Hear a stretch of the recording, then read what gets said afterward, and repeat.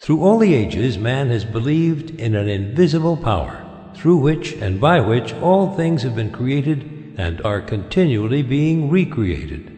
We may personalize this power and call it God, or we may think of it as the essence or spirit which permeates all things, but in either case the effect is the same.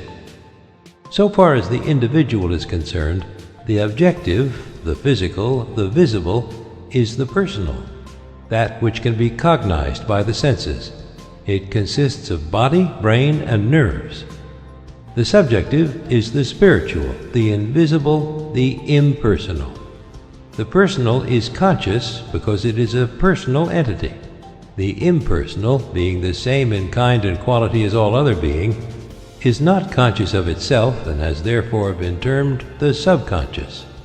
The personal or conscious has the power of will and choice, and can therefore exercise discrimination in the selection of methods whereby to bring about the solution of difficulties. The impersonal or spiritual, being a part or one with the source and origin of all power, can necessarily exercise no such choice, but on the contrary, it has infinite resources at its command. It can and does bring about results by methods concerning which the human or individual mind can have no possible conception. You will therefore see that it is your privilege to depend upon the human will with all its limitations and misconceptions, or you may utilize the potentialities of infinity by making use of the subconscious mind.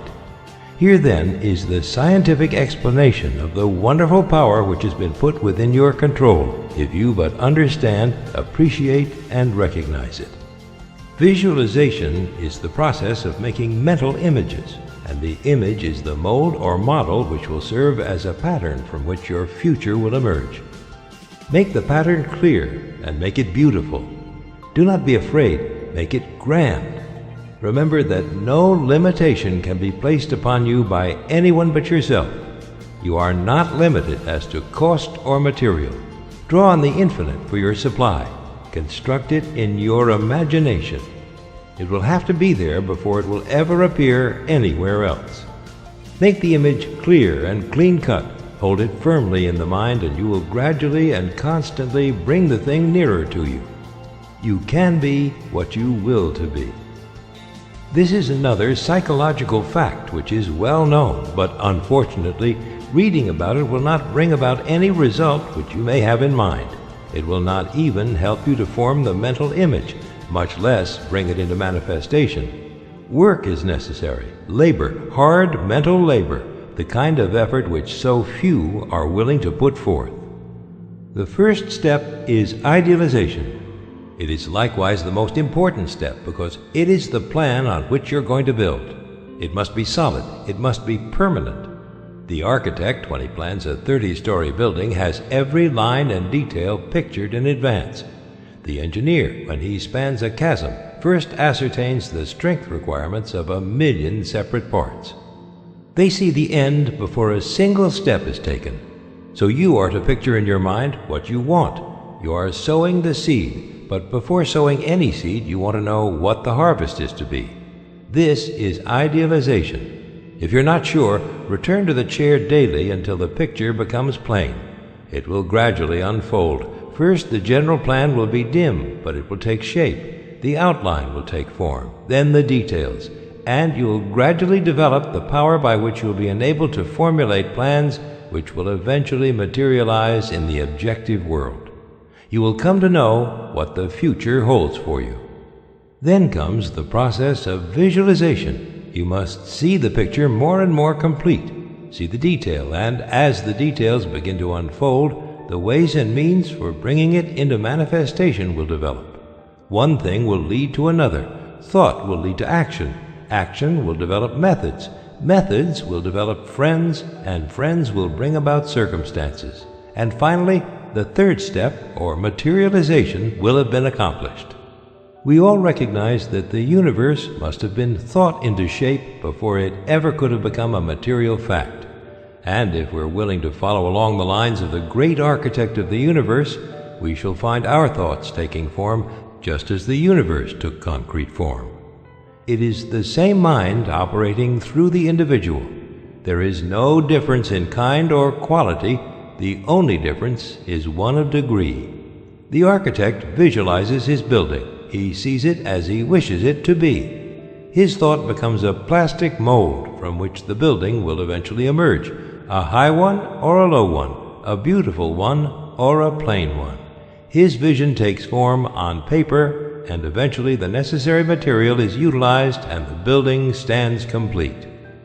The inventor visualizes his idea in exactly the same manner. For instance, Nikola Tesla, he with the giant intellect, one of the greatest inventors of all ages, the man who has brought forth the most amazing realities, always visualizes his inventions before attempting to work them out.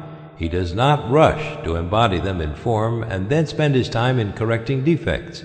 Having first built up the idea in his imagination, he holds it there as a mental picture to be reconstructed and improved by his thought. In this way, he writes in the Electrical Experimenter, I am enabled to rapidly develop and perfect a conception without touching anything. When I have gone so far as to embody in the invention every possible improvement I can think of, and see no fault anywhere, I put into concrete the product of my brain. Invariably, my devise works as I conceived it should. In 20 years, there has not been a single exception. If you can conscientiously follow these directions, you will develop faith, the kind of faith that is the substance of things hoped for, the evidence of things not seen. You will develop confidence, the kind of confidence that leads to endurance and courage. You will develop the power of concentration, which will enable you to exclude all thoughts except the ones which are associated with your purpose. The law is that thought will manifest in form, and only one who knows how to be the divine thinker of his own thoughts can ever take a master's place and speak with authority. Clearness and accuracy are obtained only by repeatedly having the image in mind. Each repeated action renders the image more clear and accurate than the preceding, and in proportion to the clearness and accuracy of the image will the outward manifestation be. You must build it firmly and securely in your mental world, the world within, before it can take form in the world without. And you can build nothing of value even in the mental world unless you have the proper material. When you have the material, you can build anything you wish, but make sure of your material. You cannot make broadcloth from shoddy. This material will be brought out by millions of silent mental workers and fashioned into the form of the image which you have in mind. Think of it. You have over 5 million of these mental workers, ready and in active use. Brain cells, they're called. Besides this, there is another reserve force of at least an equal number, ready to be called into action at the slightest need. Your power to think, then, is almost unlimited. And this means that your power to create the kind of material which is necessary to build for yourself any kind of environment which you desire is practically unlimited. In addition to these millions of mental workers, you have billions of mental workers in the body, every one of which is endowed with sufficient intelligence to understand and act upon any message or suggestion given. These cells are all busy creating and recreating the body, but in addition to this, they're endowed with psychic activity, whereby they can attract to themselves the substance necessary for perfect development. They do this by the same law and in the same manner that every form of life attracts to itself the necessary material for growth. The oak, the rose, the lily, all require certain material for their most perfect expression, and they secure it by silent demand. The law of attraction, the most certain way for you to secure what you require for your most complete development. Make the mental image, make it clear, distinct, perfect. Hold it firmly. The ways and means will develop. Supply will follow the demand. You will be led to do the right thing at the right time and in the right way. Earnest desire will bring about confident expectation, and this in turn must be reinforced by firm demand. These three cannot fail to bring about attainment, because the earnest desire is the feeling, the confident expectation is the thought, and the firm demand is the will. And as we have seen, feeling gives vitality to thought, and the will holds it steadily until the law of growth brings it into manifestation. Is it not wonderful that man has such tremendous power within himself, such transcendental faculties concerning which he had no conception? Is it not strange that we have always been taught to look for strength and power without? We have been taught to look everywhere but within, and whenever this power manifested in our lives, we were told that it was something supernatural. There are many who have come to an understanding of this wonderful power, and who make serious and conscientious efforts to realize health, power, and other conditions, and seem to fail. They do not seem able to bring the law into operation. The difficulty in nearly every case is that they are dealing with externals. They want money, power, health, and abundance, but they fail to realize that these are effects and can come only when the cause is found. Those who will give no attention to the world without, will seek only to ascertain the truth, will look only for wisdom, will find that this wisdom will unfold and disclose the source of all power, that it will manifest in thought and purpose, which will create the external conditions desired. This truth will find expression in noble purpose and courageous action. Create ideals only, give no thought to external conditions. Make the world within beautiful and opulent, and the world without will express and manifest the condition which you have made within. You will come into a realization of your power to create ideals, and these ideals will be projected into the world of effect. For instance, a man is in debt. He'll be continually thinking about the debt, concentrating on it. And as thoughts are causes, the result is that he not only fastens the debt closer to him, but actually creates more debt.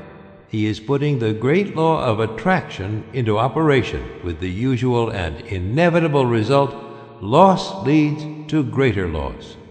What then is the correct principle?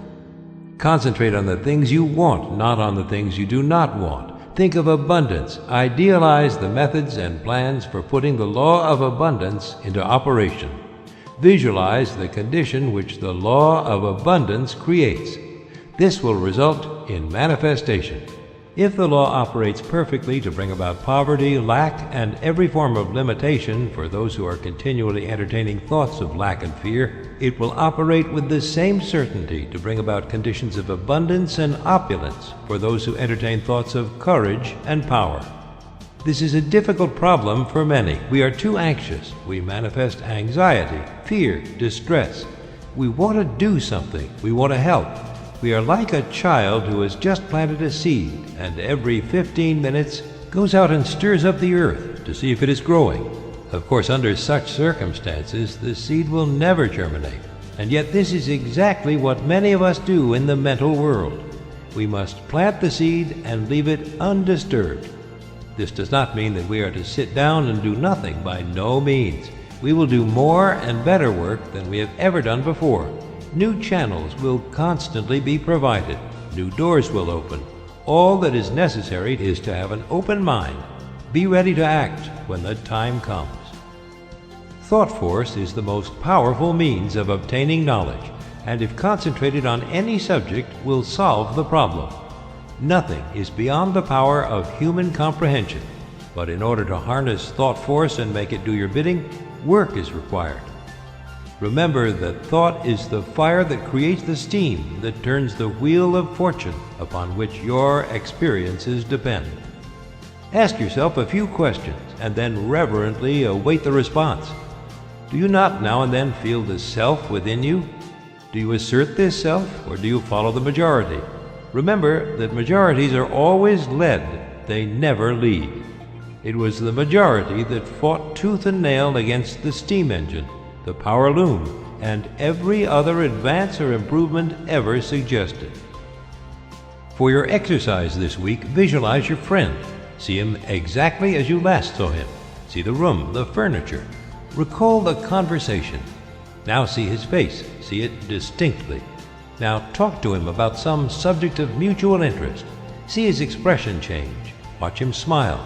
Can you do this? All right, you can. Then arouse his interest. Tell him a story of adventure. See his eyes light up with the spirit of fun or excitement. Can you do all this? If so, your imagination is good. You are making excellent progress.